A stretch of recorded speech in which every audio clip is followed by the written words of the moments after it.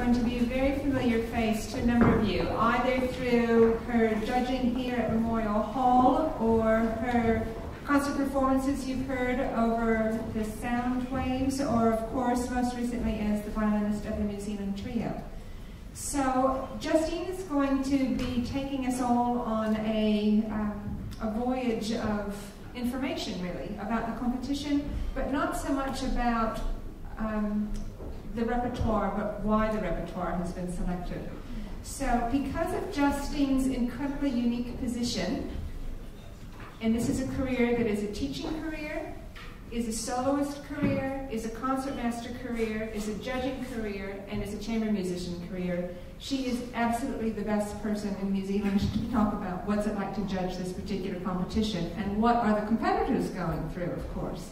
So as she talks about things, I think you'll find why the impetus for this is so valuable. But really, the Insider's Guide came to fruition, or came together as an idea, really when I attended a conference about 18 months ago at Banff, which was the World Federation of International Music Competitions. That doesn't mean anything to you now, but it will by tomorrow, right? There was a guest lecturer there that said music competitions have a great opportunity and a great responsibility. Like a symphony orchestra, or chamber music, or opera, it obviously attracts people who are interested in classical music, but it also takes it to the next level and sometimes draws people in that really don't know that much about it, but because it's a competition, or because they're a fan of Uzbekistani violinists or whatever, that will entice them into the concert hall, they get hooked and they get on the wagon and they follow it, like we all do with the Olympics. I don't know anything about figure skating, but I sure do like following it in the Olympics. So that's the opportunity, is that we get a chance to communicate to a wider audience. The responsibility, of course, is to do something clever with it and to make sure that they return to the concert audience. So that's the birth of the Insider's Guide, and we're just so fortunate that Justine is the one that can help us with it. So over to you.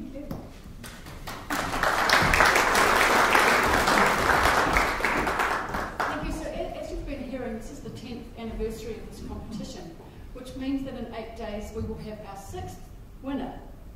But throughout these next 8 days, I'll be presenting sessions, as Anne has mentioned, of the Insider's Guide to the Michael Hill International Violin Competition. The goal of these sessions is for me to share as much information as possible about all the various aspects of the competition, and in order for you, as Anne mentioned, the audience to be able to have a much more complete understanding of the competition and what it's all about from the inside out. So I myself was a judge for the first 4 competitions, and I've been involved right from the start as the concertmaster of the Auckland Philharmonia when it began. And since then, I've been involved within my capacity as violinist of NZ Trio. So why have a competition? This competition's mission, and if you have a program book, you can read this mission on page 4. It really outlines the primary reason for a competition.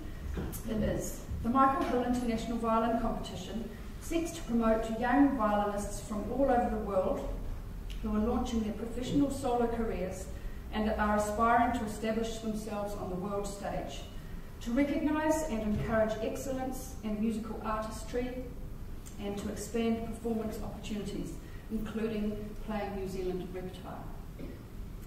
So the role of competitions in the music world is one of the most powerful ways that a young musician can get exposure and support in the launching of their careers, particularly their solo careers.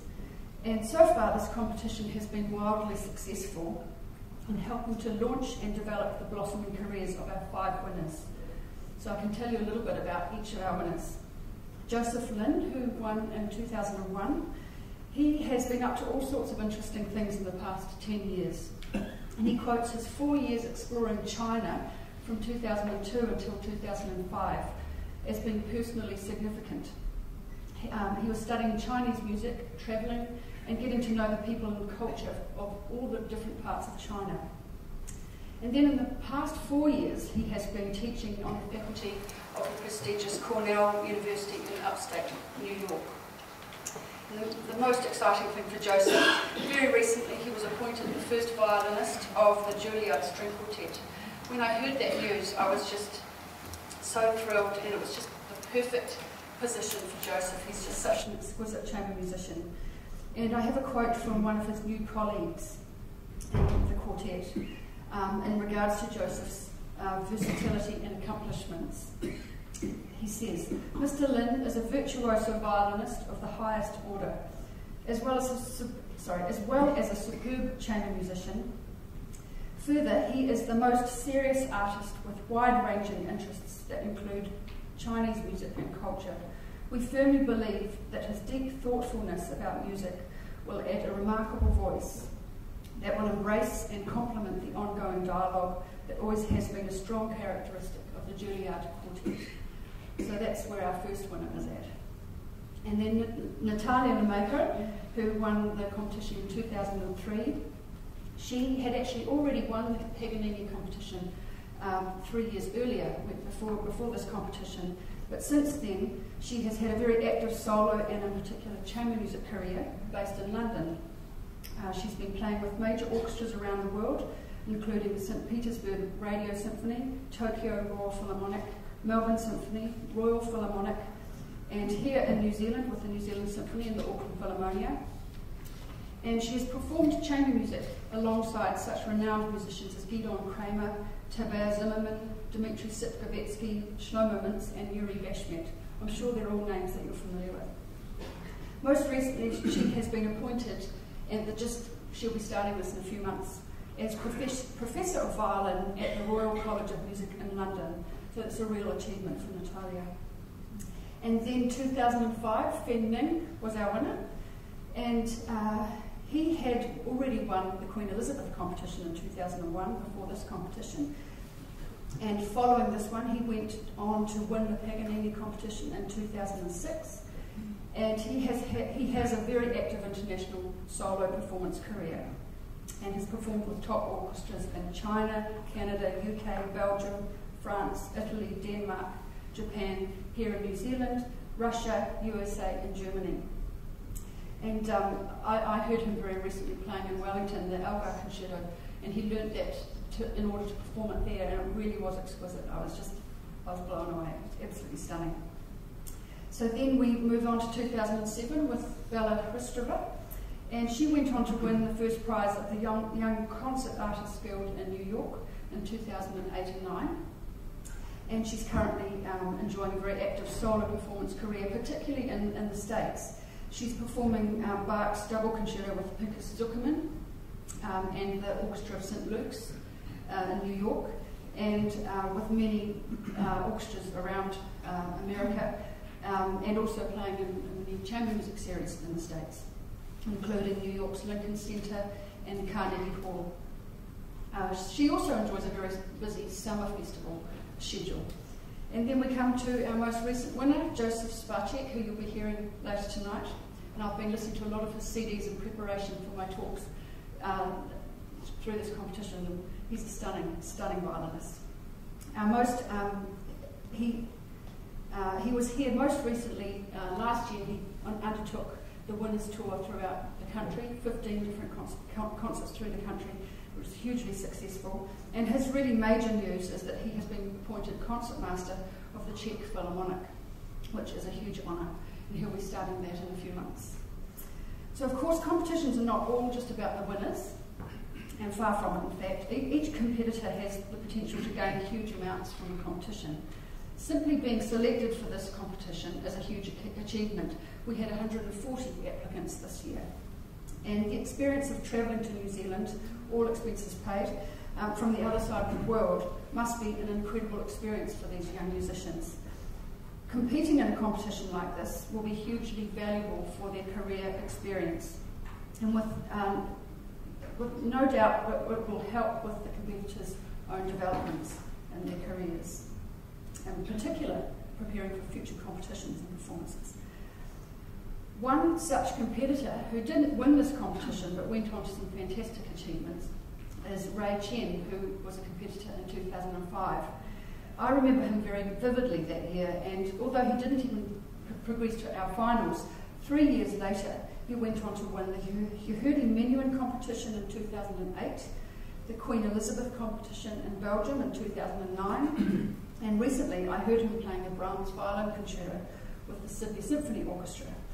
And on that occasion, he was playing the 1721 Macmillan Strad, which was one of the prizes that he got from, he didn't get to, he wasn't gifted this violin, but he was given the opportunity to play it as a result of the 2008/9 Young Concert Artist Guild in New York.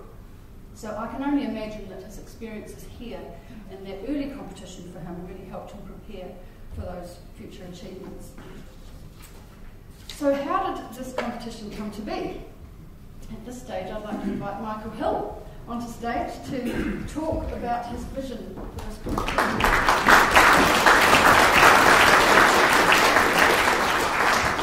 Thank you. Well, Sir Michael Hill. Well, it was like all the things I do really at the sort of spur of the moment, and Miranda Adams, who is here tonight, we were playing in the wine cave, including the Bach Double, and the next day we went for a walk up in the mountains with Christine, and the three of us went for a walk, and we got talking about things and competitions, and there wasn't a competition in New Zealand, and I sort of thought about this, and the next thing I knew, we were in Auckland with Christine, and I said, let's call it on the Auckland Philharmonia. And down there there's Lloyd Williams and Anne Rodder in there, and we say, we'd like to run a competition. So they thought it was a great idea, everyone thought it was a great idea, so we put the parameters of what we wanted, and we did it. It was as simple as that. So,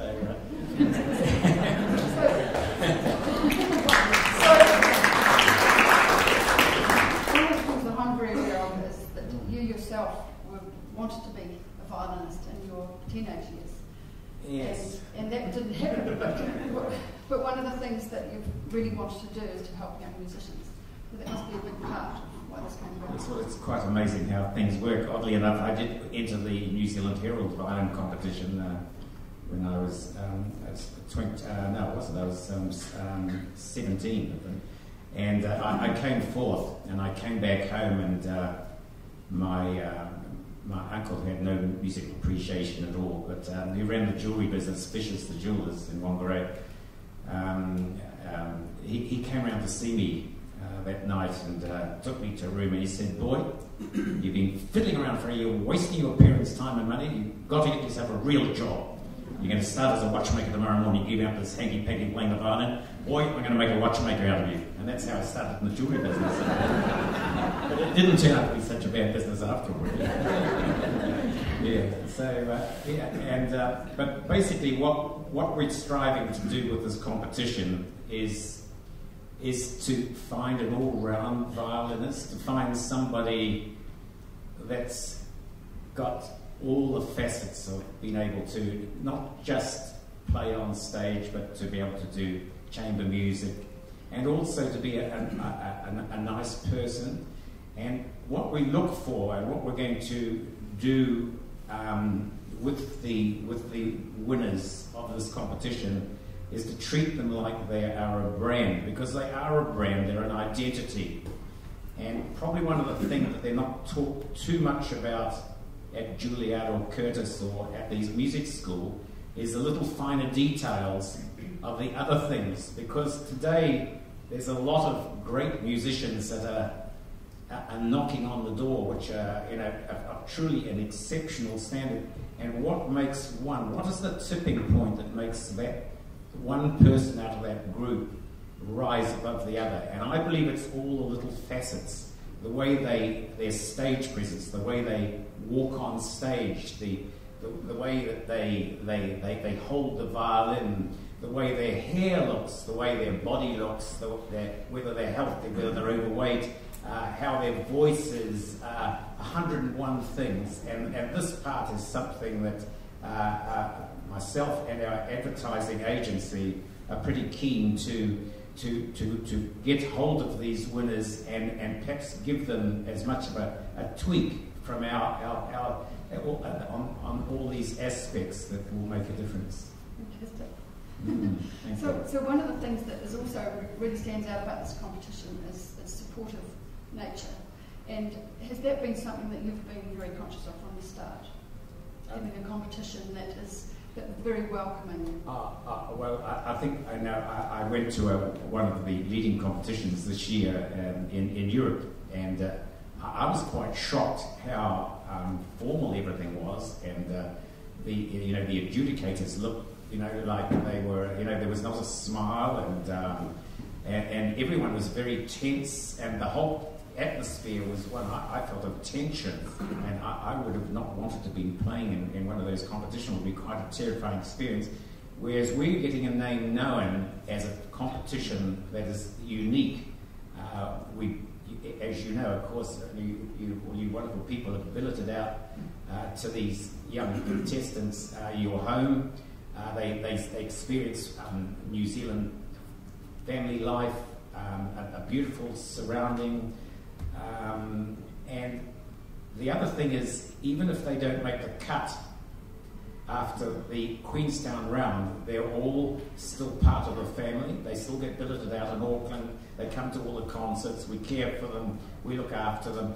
And that, with the Kiwi hospitality, is really setting this competition, which I believe now is in the top 6 of the world. What you've got to realise, what you're going to hear over the next few days, is the Olympics of violin playing. This is the most serious players on the planet, young people. The next prodigies are here in Queenstown, and this is an unbelievably unique experience. And also the adjudicators, I believe there's 5 Stradivariuses in town. This little town here has 5 Stradivariuses. It's unbelievable, really. So, it's all very exciting. Yeah, absolutely. Actually, that segues quite nicely into a quote from Feng Ning.